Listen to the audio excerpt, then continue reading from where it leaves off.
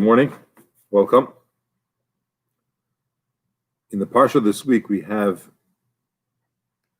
a superpower or two superpowers threatening to destroy each other.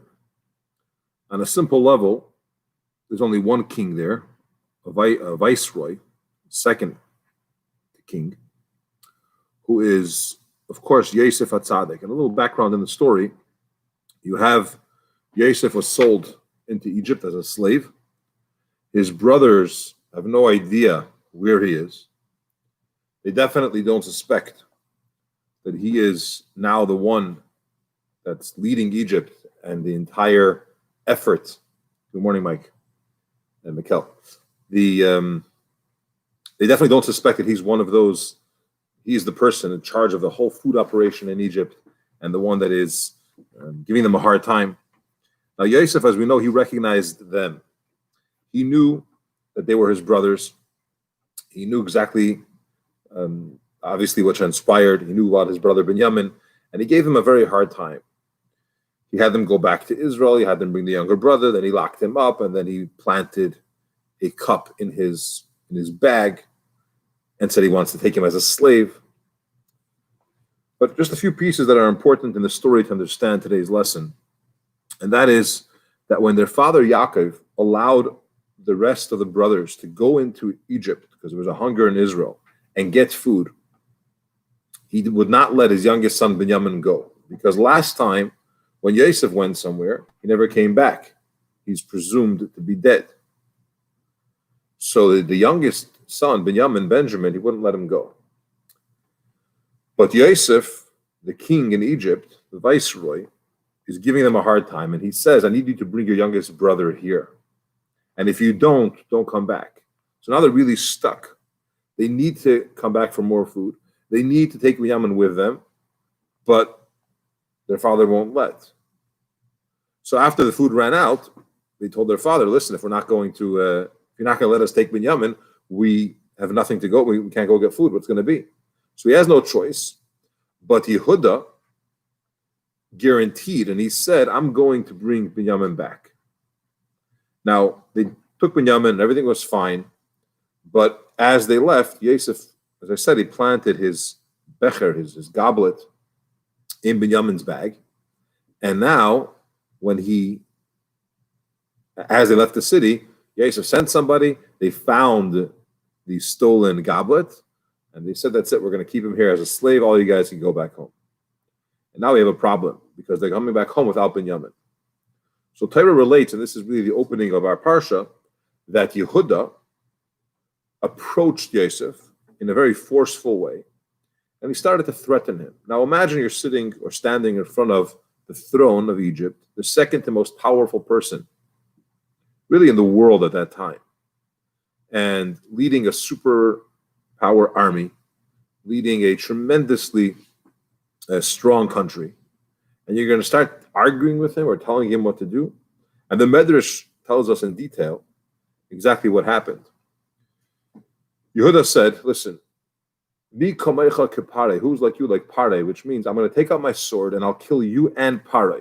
Now, just for saying that to the king, he could be killed. But he said it. To the king, he could be killed. But he said it. And as a response, Yosef's son, Moshe, who they didn't know was his son, he stamped his foot so hard. It sounds like, take it easy. You're not going to threaten anyone over here. We're very strong. Yehuda got very mad, and he roared like a lion.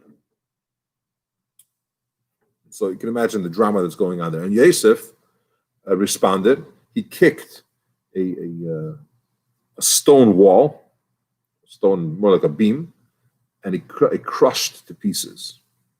So you have this show of force between these two people. One is the king, and one is Yehuda. And at that point, Yehuda took out his sword, and he told his brothers, let's destroy Egypt. Now, they've destroyed a city in the past. When Shimon and Levi were 13 years old, they destroyed the city of Shechem when their sister was abducted. Now, Shechem is not exactly Mitzrayim, doesn't come close to Mitzrayim. It was, let's say, a small neighborhood of people. But nonetheless, they were 13. And here they said they're going to do it. And Yosef knows his brothers. They don't recognize him, but he knows exactly who they are, and he knows what they're capable of doing, and he knows their strength. So at that moment, Yosef says, guys, I have to tell you something. I'm Yosef, your brother. And after many, many years of pain and separation, he reveals himself to them. They're shocked, they're embarrassed, and we'll leave the continuation for another time.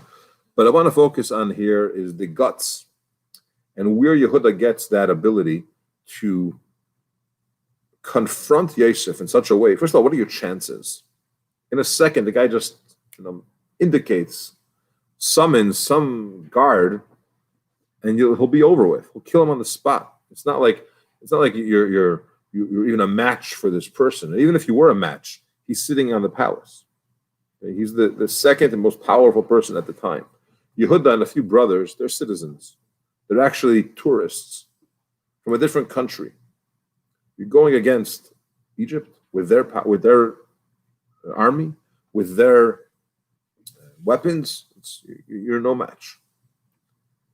And the answer is that when Yehuda took Yosef, he told his father, Ki avdecha arav esanar. This is what he told Yosef, that this is what I told our father, or my father. I said, your servant guaranteed the lad.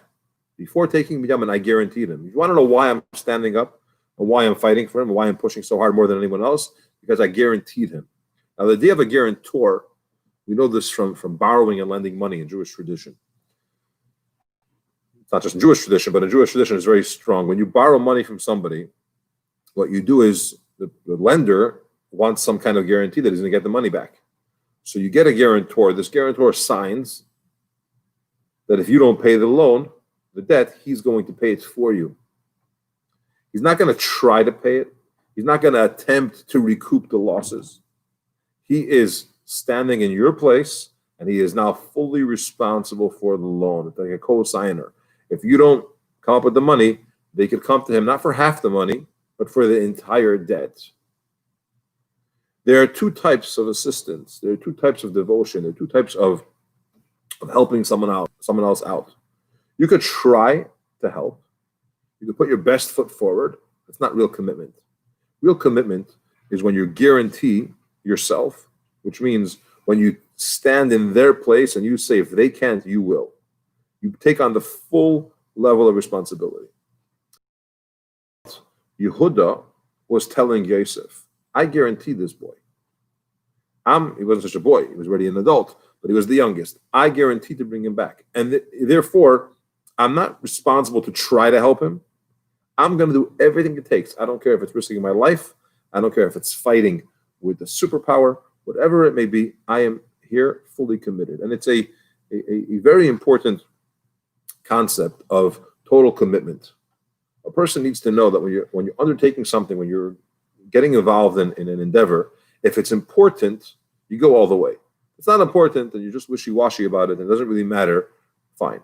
But if it's something that matters, like someone else, helping someone else's life, someone else's well-being, whether it's their spiritual life or it's their material life, you need to be fully in and totally dedicated.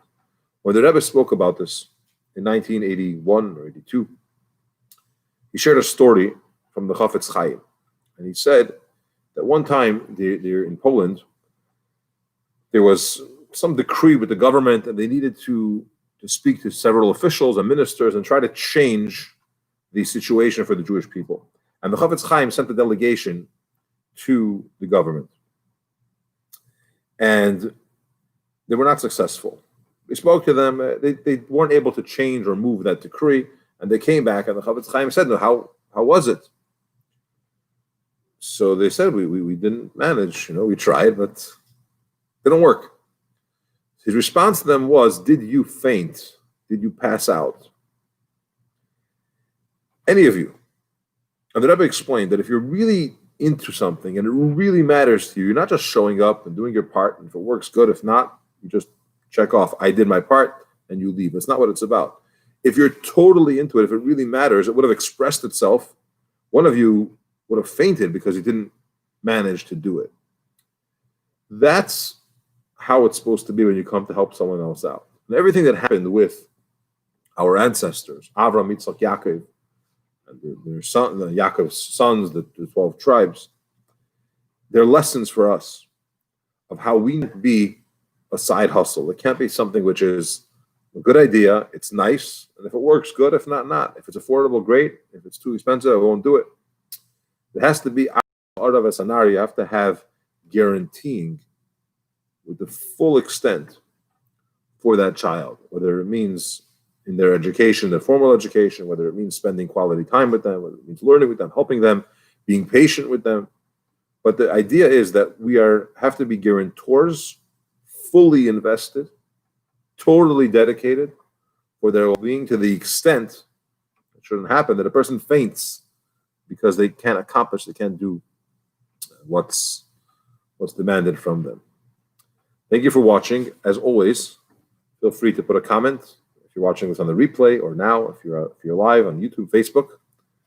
And I see YouTube has five people, 3 now, and Facebook, it's me and you for now. But don't forget to subscribe, to like, to share, and we'll see you next time, soon enough. Have a great day.